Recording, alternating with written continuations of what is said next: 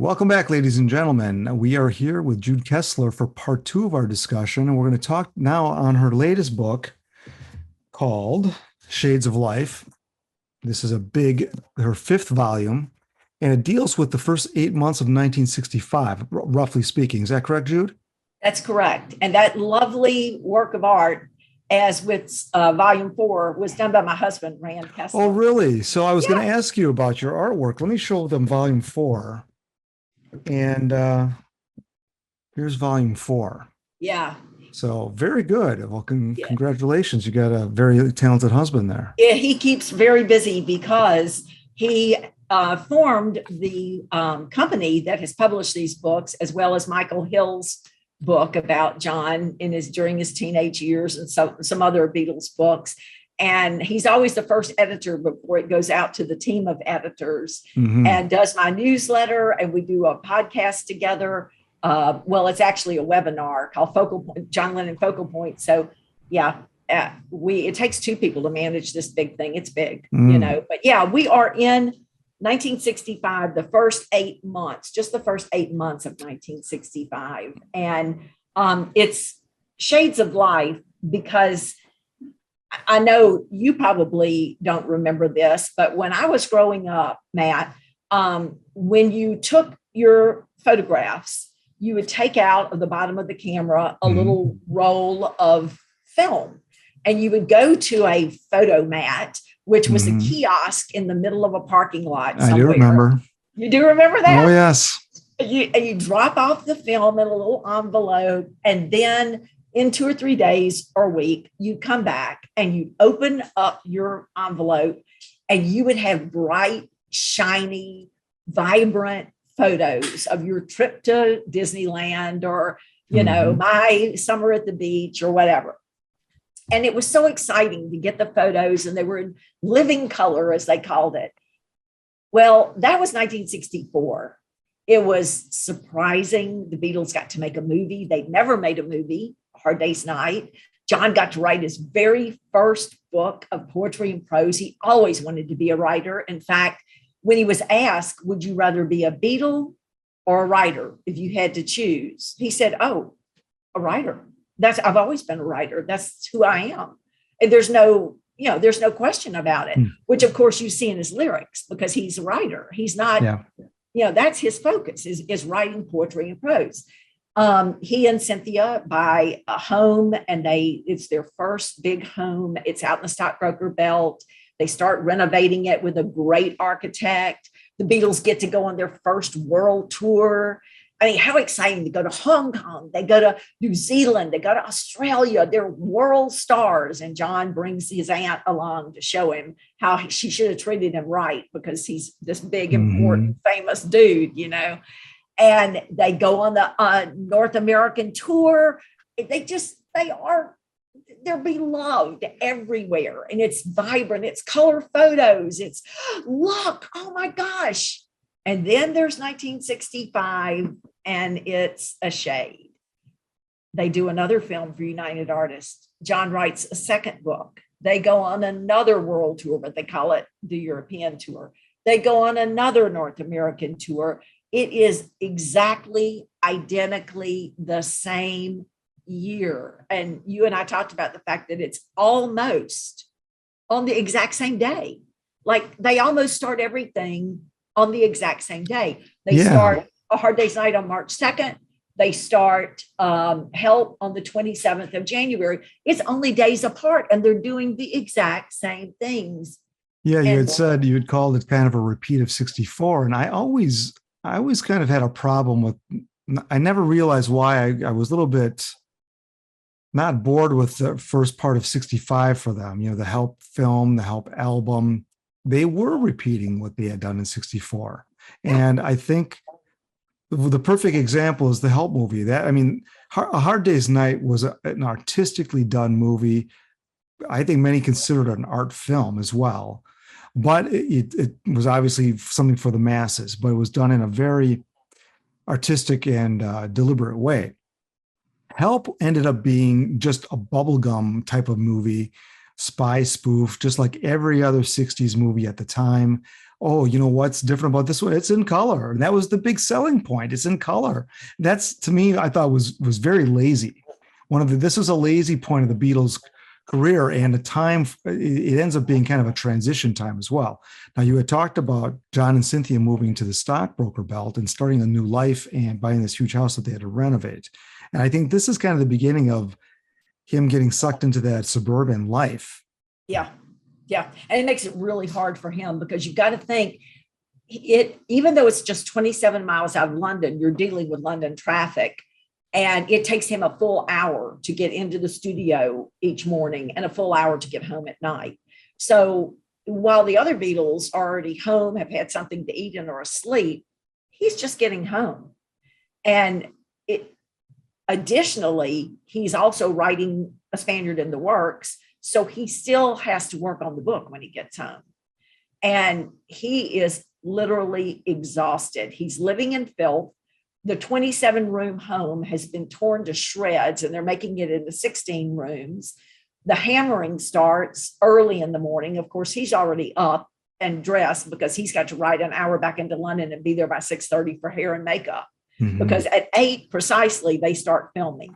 But you do that for more than about 2 weeks. I mean, anybody can put up with that for like a week or 14 days, but you do that for 3 months of constant noise and go and don't stop. And oh, by the way, when you get off tonight at 5:30, there's that cute little pet. Oh, there's Oreo. Yeah, Yeah. You'll see her walking around behind me here. He's so cute, so cute. Then Brian has them slated to do radio interviews and television shows, and the BBC is breathing down their neck, because they had full access to the Beatles in 64, and the Beatles don't have much time in 65, and they're livid. They demand that they make television appearances. They have to go to awards banquets. They have to do other appearances. And so they don't finish until 10 or 10:30 at night.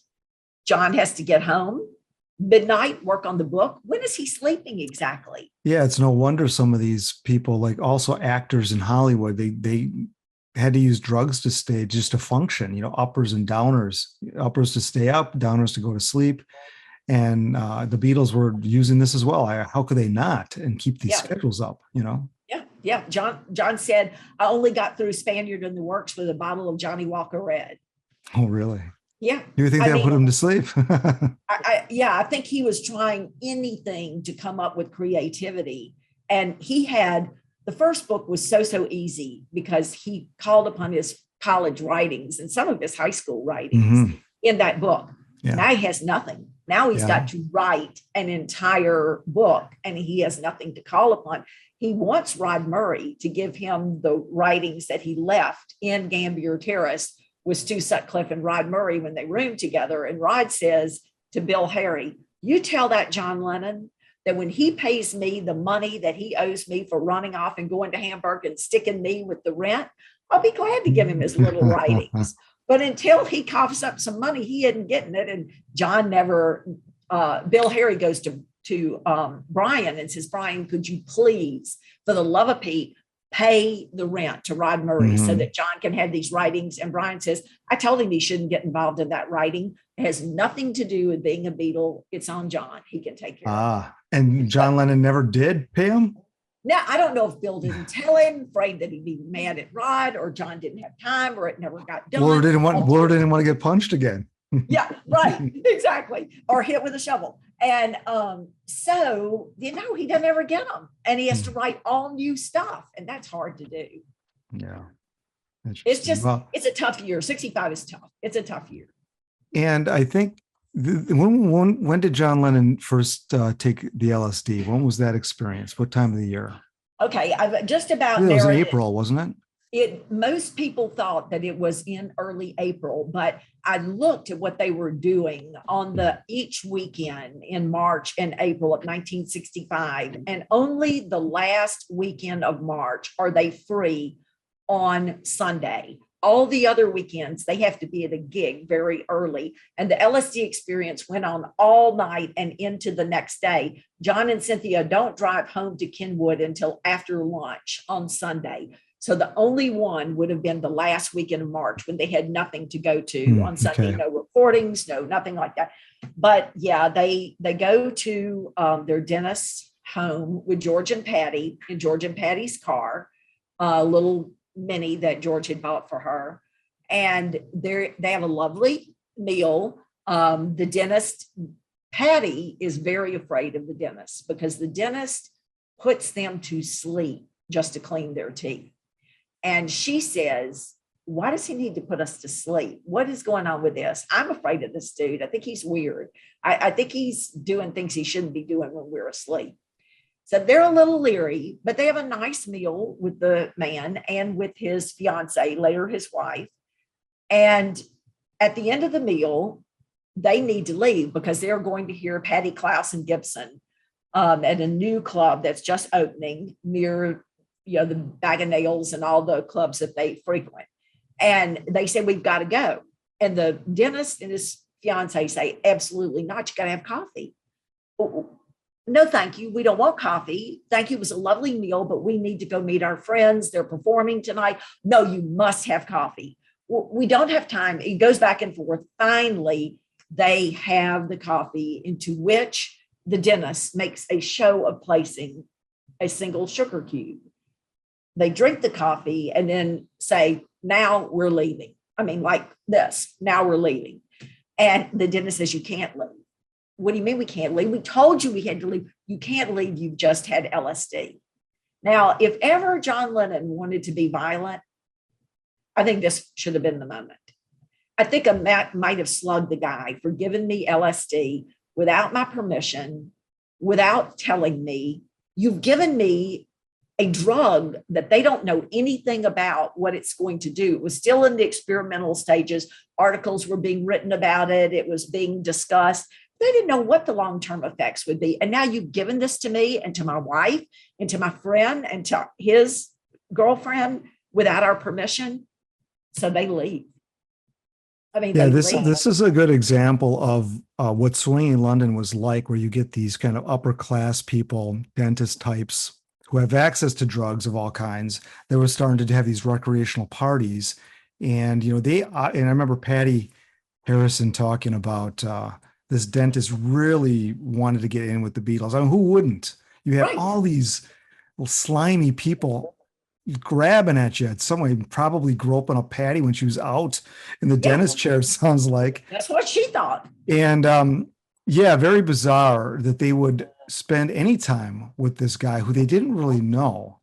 So it's very, very strange that they even accepted an invitation. I mean, I don't, that's one thing I don't understand, but yeah, he was the dentist to the stars. And I think it was like, he kept asking them and they turned him down several times. And George especially had made a connection with him. And he's like, I think he's okay. Let's just go and get it over with. And then he'll quit asking, but no. And then of course, when they leave, then the dentist, who's afraid that they're going to be killed, follows them. And Patty thinks he's after them. And she's like, he became the devil. He was like a demon. I could see he was getting closer. And then the car starts shrinking and they're screaming because the car's getting too small. And how they made it through that night, because they end up going to two different clubs, one of which Ringo is there when they get there. They've gone inside the elevator to go up to the club, and the red light inside the elevator, they think, is a glowing ember, which begins to catch on fire and burn the inside of the elevator. And when it opens, they're on the floor of the elevator screaming their lungs out because they think they're going to burn to death. And Ringo is standing there looking at them, and he's like, glad I wasn't invited to that party. It is how they made it through that night without getting killed. They drove all the way back to Ken Fon's, all the way, to what is George's house? I thought he wasn't in Ken Fon's yet, huh? No, not yet. The bungalow, the white bungalow where Patty and George have painted all of the psychedelic stuff. Esher? Yes, everybody's screaming the name of it. It's back to the Esher bungalow. They get all the way back because George is driving about 10 miles an hour. He's leaning over the steering wheel. His head is focused straight ahead. Meanwhile, Cynthia is trying her best to throw up. She's doing everything she can to try to get it out of her system because she thinks she can get it over with. She's having a horrible trip. Patty wants George to stop so she can get out and play soccer in the fields as they're going by, or football in the fields as they're going by. George is like, don't talk to me. I have to concentrate. I have to get there. But John is living his best life. He is looking into a world beyond reality. When he gets to George's Esher bungalow, he begins to imagine himself as the captain of a submarine, and all of the rest of them are on it, and he's guiding them through the waters. He has the most wonderful, wonderful experience. And when finally Cynthia and John make their way home around noon, Cynthia has made a vow that she will never, ever, ever take drugs again. And John has made a vow that he will always, always, always take drugs again. Mm-hmm. And it for them, it's the beginning of the end. It's the parting of the ways. Yeah, that was a lifestyle that Lennon chose then going forward, because I don't know when he started regularly taking LSD. It probably was a while. I don't think it was probably readily available. He didn't know much about it at that point when he was dosed. He had heard of it. Yep. Read an article about it. Yep.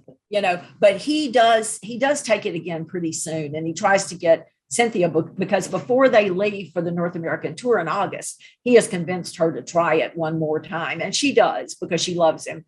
But again, she has a terrible, terrible trip and just says, John, this isn't for me. And before he leaves, she is reporting in her second book, John, that he is going and staying out all night, coming home, and the after effects, he's just lying around, drowsy, dazed, not speaking. She calls it absent, but not present. I mean, present, but not present, but absent. He has the TV on, but he isn't watching TV. He's just in a trance. He's just there in the after effects. And then he starts bringing home all kinds of people that she doesn't know and that he doesn't really know. And it very quickly, by the time he leaves I think it's the 18th of August, by that point, it has made a huge rift in their marriage, and he has changed. So when he leaves on the American tour, you're saying in August. Okay. Yeah. He's already gone far down that path. And it seems, do you think that he was doing that more when he was living at home? Because when he was out on the road, obviously you have to perform, you got to be up, you've got to be on for press conferences. Obviously there was the whole "we are bigger than Jesus" thing. He had to face that. When was he taking the LSD? I think from what I remember reading, he was taking it when he would come home from the studio. That's right. And when he's home, when he's not on tour. No, on tour, the Beatles worked, and they worked hard. And there was no moment. I'll give you one example. When they land on Friday the 13th, 1965 in New York, and they're going to do Shea Stadium. And so that first day, they have a press conference right away, long, huge, swarming press conference. Sid Bernstein is so proud of himself because he has filled that room, standing room only, with journalists, after Tony Barrow told him to minimize it because the Beatles just are so tired of press conferences. But he's thrilled that he's packed the house. It's a long, rowdy conference, and Tony Barrow can barely get control of it. People aren't raising their hands, they're shouting, they're yelling. It's confusing. It's hot in that room. It's the hottest August in New York City in ages, and it's sweltering in that room. The Beatles do that. Then they go do another press conference. Then they go and they meet with a fan club. And then that night they're taken to the Rainbow Room to have dinner in appreciation for all they've done. And when they get back from the Rainbow Room at 10:30 at night, Larry Kane is waiting for them to do a series of recordings that are going to be used as the track for the film that they're making about Shea Stadium. And if you ever watched the Beatles at Shea Stadium and Larry's interviewing them, they do that from 10:30 until midnight that night. Wow. The next day they're on Ed Sullivan, and they rehearse and film and shoot it. They're all day in the Ed Sullivan studio trying to get the sound levels right. Look, there isn't a time when they that, that commercial, never not working. Hmm. That's the Beatles, never not working. When they're on tour, they're working. Yeah, it's too bad that they were. I mean, this happened to a lot of people at that age where you can push them. They're just so strong or they're so naive. They just do it. Years later, if you were in your 30s, there's no way you'd put up with that. Or a lot of you just wouldn't have the stamina. Yeah. But it's really a shame that they were pushed that hard. It was just part of the showbiz deal. Most bands, everybody was pushed beyond Right. belief.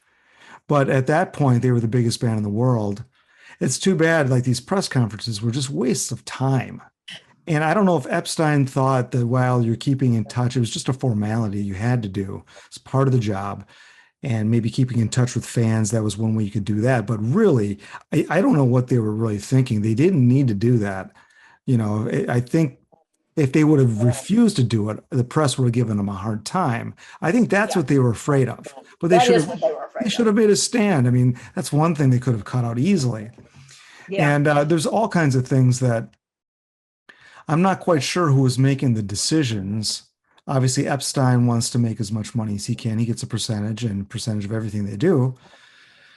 But they were overbooked Overbooked. and over everything. I mean, they didn't have enough time for themselves. I would have at least, and this again wasn't the quick money, the easy money were the concerts. And you got paid immediately as opposed to publishing when that was delayed. Right. So how many people would trade a couple weeks per year in 64 and 65 for more studio time? We would have Right. got more and better songs. Yeah, but we didn't know that then. No, we did not. Very You true. want to see, them. You want to see them on a short. You want to see them on a newsreel. You want to see them on magazine covers. You want to see interview clips. And Paul said, we are overexposed. He went to Brian and said, we are overexposed. And George said, even I am sick of us. Everywhere Yeah. I go, we're on buses, we're in store windows, we're on advertisements. I'm even getting sick of us. And Brian said, no, we're going to stay the course. You let me manage, you do your part, I'll do my part, and I have to keep you in the public eye. And he just, yeah, I get that. And obviously, with music in those days, you had to keep producing. You had to, yeah, at a very high level. yeah, And that didn't always mean there was bands in the 60s that didn't tour much for reasons that were their own, but they still made music in the studio. And I think that Epstein, he pushed them too hard. He burned them out. If you take 64 and 65 and like you've done with your books here and catalog day to day, yeah. I mean, he really, I think, burned them out and they were already crying out by 65. Hey, this is too much. And by 66, it's amazing they even did 66, but they no did. joke. No joke. I mean, he was making it. Brian loved touring and he loved the theater. He had been to the Royal Academy of Dramatic Arts. He had always aspired to be on stage. That was his métier. He wanted his boys to be in films on the stage. He makes them do that Beatles Christmas show and another Beatles Christmas show. Mm-hmm. And they ask him in one of the interviews on the 1965 North American tour, they say, are you going to do another Christmas show this year?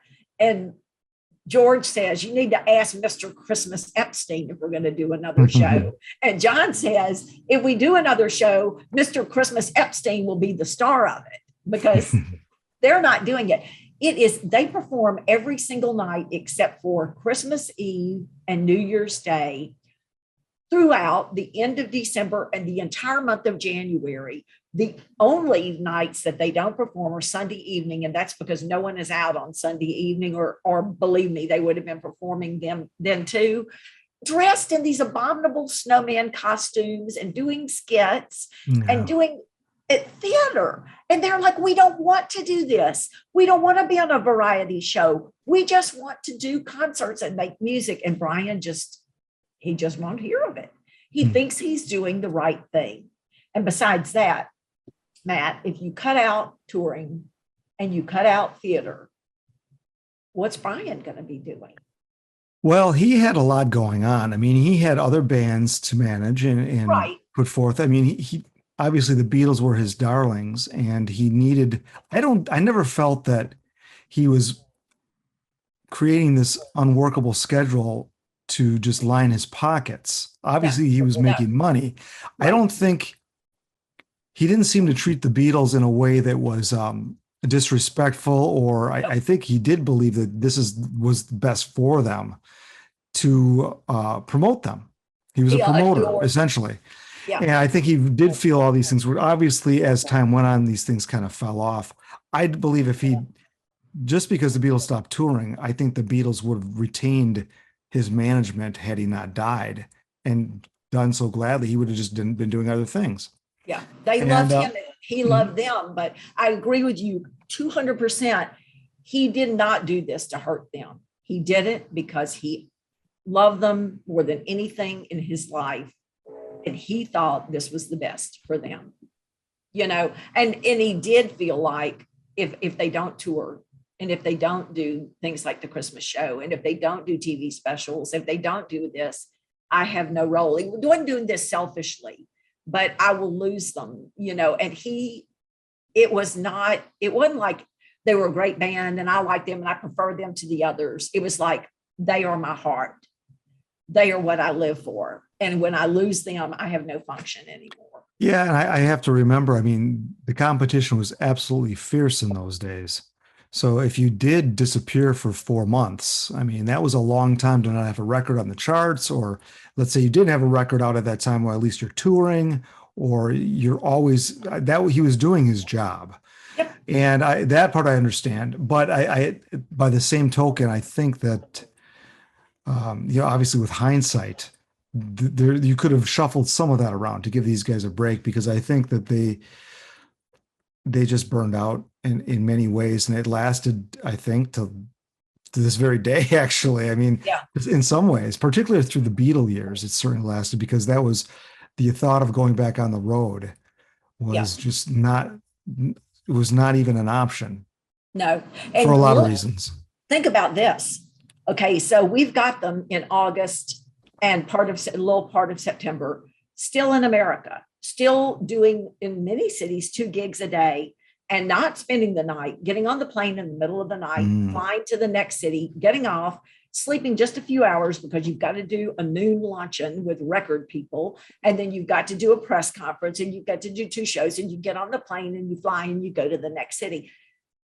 What is coming up next, right around the bend?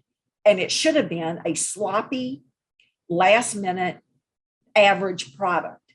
The next album. But what is the next album? Rubber Rubber Soul. Soul. Yeah. One of the great, it gives me chill bumps. It's one of the Mhm. greatest LPs that they ever do, which means that despite this harried life that they were living, these geniuses found a way to create one of their masterpieces. Mhm. I mean, everybody says, well, Revolver was the transition LP. Oh, no. Oh, no. Everything changes on Rubber Soul. You have world instruments. The role of women completely changes from I want to hold your hand to she tells him, I have no time for you. I work in the morning. He sleeps in the bath. Baby, you can drive my car. I'll consider it.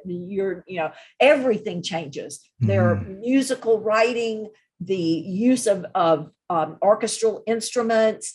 Rubber Soul is a masterpiece. And look, they had no time to do it. That's very true. They banged that out in a few weeks. Yeah.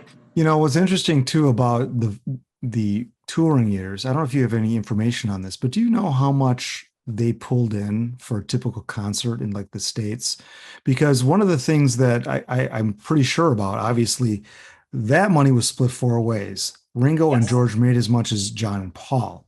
Right. So that was a benefit to those two guys in the band. Right. And I wonder how much they were aware of that or how anybody was aware of. I'd be interested to know how much they typically would make at a concert and Right. how it would have been split maybe 5 ways. I don't know how much Epstein's cut might have been 15%, but maybe it was different for a concert. I don't know. Yeah. Chuck Gunderson would be our guy, but I Hmm. think because I just wrote Shea Stadium, and Rand, you might remember this. didn't we read that it was the boys split $33,000 four ways? That sounds right. I think that's right, because they had to pay for the insurance, which was exorbitant, Lloyd's of London, to insure the Beatles. They had to pay, of course, for the stadium. They had to pay for the security. They had a huge security cost. Sid Bernstein took his money. Brian took his. They had to pay the opening acts a certain amount of money. I think that's what I remember. And Chuck is probably going, no, that's not right. But it wasn't a lot. I mean, it really wasn't a lot of money for which is, I guess, why they were doing 2 shows a day. Right. Yeah. In 1964, and I know this for a fact, they had a practice of bringing all of the journalists back to the hotel room after a concert, which they did not do in 1965. And they had food and they had liquor and they had a big party every single time. The Beatles hated it. They were exhausted. They wanted to just rest and relax. But they did it because they thought that was the right thing to do. And after the US said that they had to pay taxes in America as well as the British taxes, and they paid all their debts, they so went in the hole on the 1964 North American tour because of all this lavish spending that when they went on the 1964 UK tour, they stayed in literal dives. Wow. And they ate their meals I have pictures of them in the dressing room with their food on these little tiny tables that you would put your hairbrush on in the dressing room. And they're sitting there eating their food because they can't go out to eat. They're staying in the worst places known to man. They stayed in one nice hotel on the 1964 UK tour. It was owned by a family. It was in their home. It was lovely. And they made a beautiful meal for them. But mainly they stayed in the worst places known to man because they were out of money. Wow. I did not know that. Yeah, it's a racket. I mean, obviously they were spending lavishly as well. I mean, everybody wanted a piece of them. Everybody wanted in on the party, and you had to pay people off that way. That's how you kept people's mouths shut. If everybody, God knows what was going on in these parties, but it's probably stuff you can't write about. But that's just how that lifestyle is in show business. Very, very common. And some it may have taken Epstein away a little ways to get control of that and get it figured out financially, so you could make a shitload of money, which is the point of it. Yeah, he thought he was, again. There's a quote, and I think it's in Ray Coleman's book about Brian, in which he says Brian had no experience with the big cigars in London. Brian had no experience with the big cigars in London. And he doesn't realize he could have gotten so much more. When the Beatles find out that the Rolling Stones are getting 10% of their records and they are getting 1% of their records, they are furious. But Brian doesn't do it because he's being mean. He doesn't know. The Beatles, though, the thing, wasn't that he didn't know. I don't think that's it. I think the problem with the Beatles being the first, they took it on the chin. For everybody else. They took all the lumps for everybody else that came after. So the original record contract was something like they made a penny per record. It had to be split 5 ways. Yes. So when this contract came up, I mean, EMI could cancel it at any time. So there was no downside for EMI. The Beatles had to give everything away just to get signed, and they were the first like that. So it wasn't really, Epstein has always taken a beating on this, but really the Beatles had to take the beating because they were the first. That's true. They got paid in other ways. Down the line. It sucked. And it also, I think, contributed to the breakup as well, because it took a long time for them to get their payday. Right. And then they broke up. But they do get paid in other ways. You're right. And then by 65, they are no longer having to come in dressed to record. They're no longer having to come in during the morning and afternoon to record. They're coming in late at night, which fits their schedule. They are, as John said, by 1965, we took over the studio.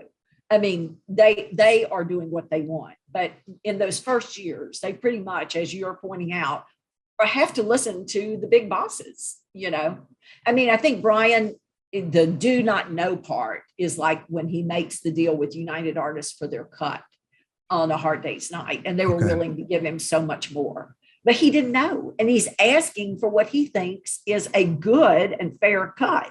They're very relieved, but they, nothing that Brian ever did was done for any other reason than to help the Beatles and to make them great. That was really all he cared about.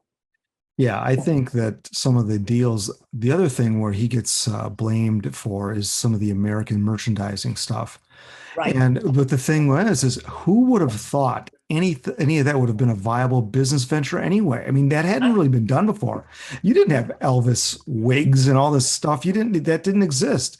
The Beatles, that was completely out of the blue. And in hindsight, it looks like he gave the farm away. But there was no expectation to make any money off that anyway, or marginal amount, Yeah. He gets that $10,000 check and he goes, "What's this for?" Well, this is for you're part of the merchandising, but you've only been doing it for 2 weeks, 2-3 weeks. I mean, yeah, blew his mind. And the other guy's checks were 90 grand. Yeah. But I mean, that's just part of it. They learn. That's how you learn. I mean, and you can't, I mean, Brian Epstein was still rather young when he was taking over the Beatles. Yeah. And so it's not like he was a seasoned guy. So, I mean, had he lived, I mean, he would have got more and more seasoned, and you just learn the business more. So those mistakes are how you learn. Yeah. That's how you get richer down the line. He did a great job, but you look at, have you seen the Elvis movie yet? I've not, no. Okay. Well, there's a scene in there in which Colonel Parker is showing Elvis and his mother all of the merchandising that they're going to do. And, hats and buttons and shirts and pillowcases and this and that. And the mother picks up a button that is black and it says, "I hate Elvis." And she says, I hate Elvis. And he said, "The people that hate Elvis, we're going to make money off of them too. If they're going to buy a button, we're getting the money for it." So he was a carny guy. He was the kind of guy that knew about how you make dollars and cents off of people selling them snake oil. Brian Epstein wasn't that kind of person. That's very true. He's far from Colonel Parker. Yeah, from a business standpoint, he was a gentleman. Yes. And like the Beatles fulfilling some of those early gigs when they got really big and blew up in England, and they still honored some of those small gigs that they had signed to do. And that was a gentlemanly agreement that Epstein, the Beatles were happy to do that. I think, well, I don't know if they were at the time, but hindsight, they were glad they did. Yeah. And because it made them look good. It made them look like they were connected to their fans. Right. And they didn't have to do that. But I agree with you. I think Epstein really was a gentleman when it came to business. And probably if you had a pit bull guy like an Alan Klein or a Don Arden or some of these more gangster types, they had a reputation for doing business, and you were scared of them, and that's how they did their business. That wasn't the case with Epstein.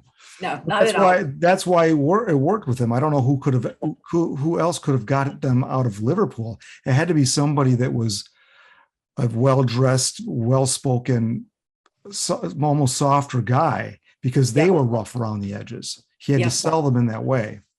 He really made all the difference in the world. And, I think you and I were talking about this last week pre-show, but there's that quote, it's not personal, it's business.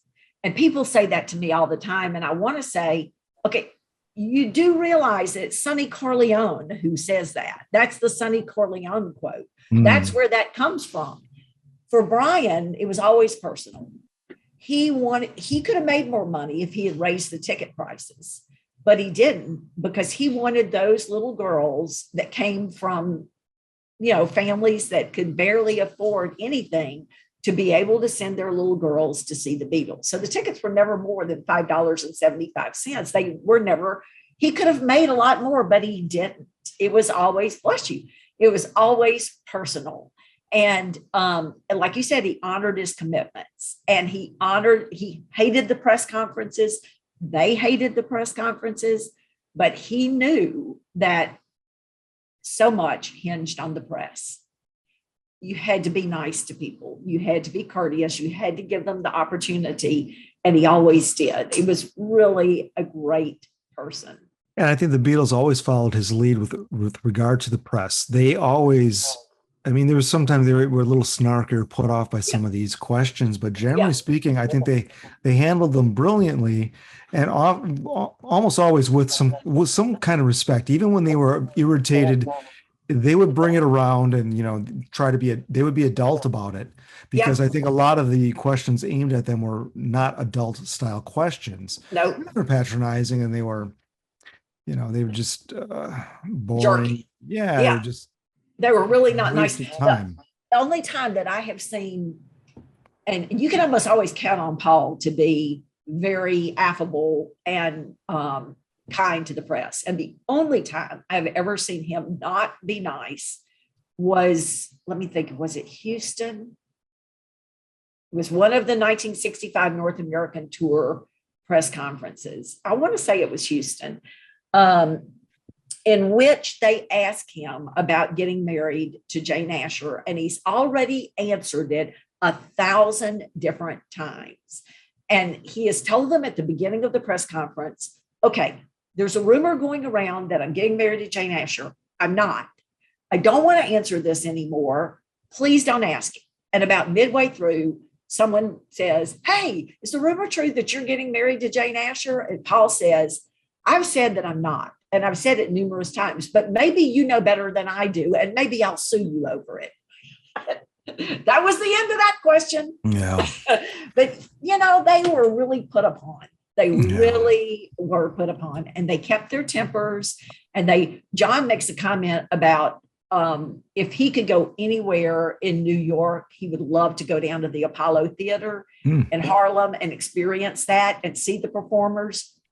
And this room full of mainly white reporters gets all bent out of joint about it and says, what? That's the one place you'd want to go in New York?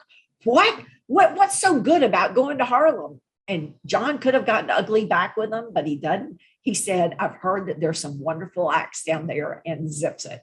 Mm-hmm. He doesn't get mad back. Yeah, they really, I'm always been impressed with how they handle a lot of the people publicly. And it's usually, they always do it with, they've got the upper hand. Yeah. And even when they're being asked questions like that, they handle it in a way that they can maintain the upper hand. And the reporters always look foolish. Yeah. Yeah. It's just, and they keep asking the same things over and over and over and over and over. And it's mainly how long do you think you'll last? That's the number one of 1964. And the number one of 1965 is, don't you think the Rolling Stones are overtaking you? Aren't the other British groups overtaking you? And it's funny to hear the different answers, because sometimes John will say things like, I wish they'd hurry up and do it so we can get some rest, or something like that. They're never rude back. Well, that's 1965 is a very stressful year. And like you said, they really seem to relax and have almost like a respite when they did Rubber Soul. It seemed to be a time for them to relax, even though that was a kind of rushed affair as well. It doesn't come off sounding that way. No, not at all. But they end the year very well, and 66 gets even stranger. Yeah. And I wouldn't say it's a repeat of 65, but they try to do some repetition of 65. There's talk of another film. Yep. Obviously, there's another world tour. So they are following a pattern here that's more based on 4 singles, 2 albums, and a world tour. And that's more of an Epstein thing. And we see how it breaks down the next year. Yeah. And the one thing I will say is the Beatles from day one wanted to do the Beatles Christmas album for the fans. And Brian said, no way, you don't have time to do this. This is ridiculous. It's a waste of your time. You're not making any money off of it. No.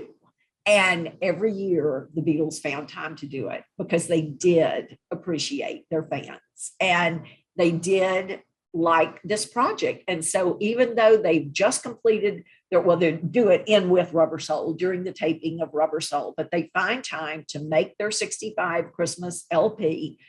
It was to them connecting with the fans, not necessarily the press. They do the press because they have to, but connecting with the fans remained important throughout. Mm. Yeah, I really appreciate those Christmas messages. And I'm surprised Epstein was not in favor of that. I did not know that. He didn't think that they had time to do it, just like he didn't think John had any business. When he gets up at the Foyles Literary Luncheon in April of 1964, when John wins the Foyles Literary Award, and he has to get up and speak, he has already told Brian ahead of time he is not going to make a speech. He is scared to death. He cannot make a speech, and Brian has to do it. But when he goes in the room that day, he's been out drinking and partying all night. He and a bunch of his friends have had a big party the night before. He can't wear his contacts. His eyes are too dry. Brian, he walks right past Brian. There's a photo of John walking right past him. He doesn't know he's there. So when they announce him to give the speech, he doesn't know that he can say, and Brian will come up and give the speech for me, because Brian hasn't come up and said, I'm here. They haven't made contact. He isn't sure he's there. He didn't know if he's been called away to some emergency thing. So he doesn't announce Brian. And he says, thank you very much. You've got a lucky face, and sits down. Well, when Brian does come up, because he can hear everybody is horrified at John doing that, he says, John Lennon undertook the writing of this book against my better judgment. I thought he had enough to do as a Beatle. He did this all on his own and created something that has become a literary work of art. He needs to be commended for it. He felt the same way about the Christmas Project. That was something the Beatles undertook on their own. He tried to keep them focused on what he thought was most important. Wow, I didn't know that Epstein followed up with that speech with that saying that comment there. That was very nice of him to do. It was. And it was great that he acknowledged that he was not in favor of it. But yeah, I guess I do think that you hear this from other people too in the business during that time. It was how hard everybody worked, and somebody had said, well, if you knew how hard we work, you wouldn't treat us that way. That's right. That was actually a quote by Davy Jones of the Monkees. Somebody was railing on him for something or another, and he said, if you knew how hard we worked, you'd take it all back. I know. And and that's just the business. Chews these guys up and spits them out, and just gets every last penny they can. And that's just the business. And very few can rise above it and ride it out. But the Beatles did in some ways, but boy, it affected them. And this is 1965 shows that it did. Yeah, it did. It is a shade of life for all of us to have a life like this. We would be excited because, oh my goodness, I'm making a movie and I'm writing a book and my house is being remodeled. And, there are a lot of things going on. There are a lot of plates being juggled in the air. But for them, they had done it all the year before and they were tired and they were worn out. And now you're telling me I have to do this all again. I just did it. It must have been very difficult to do. But Tony Barrow commented that when they were in Chicago and played White Sox Park, they did their first show. And then without being asked, they came into the dressing room. They played an afternoon show. And it was 96 degrees that day in Chicago, which is a record for Chicago. I mean, that's crazy. They splash water on their faces. They comb their hair. And without being asked, they go and put on their travel suits because they have to go do the press conference. No one has to make them. No one has to say you've got to wear suits. They know they have to wear suits and they comply. So, you got to hand it to them, shade of life or not. They were still playing the game. Well, Shades of Life is your latest book. This is volume 5 of your John Lennon series. And where can they get it? JohnLennonSeries.com. Of course, you can get it on Amazon and BarnesandNoble.com and thefest.com. And I hope that everybody is going to come to the Fest for Beatles fans. In JohnLennonSeries.com, when people order, the order comes directly to me. I can sign and date the book and inscribe it if they want and send it off to them directly. Okay. Well, we'll put that link in the description below. How about that? Great. Thank you very much. And thank you so much for having me to be on your shows. I really do appreciate it. Well, you're quite welcome, and thank you for coming. And we're going to be back with a part three very shortly. So thank you, Jude, and tune in soon here at Pop Goes the 60s.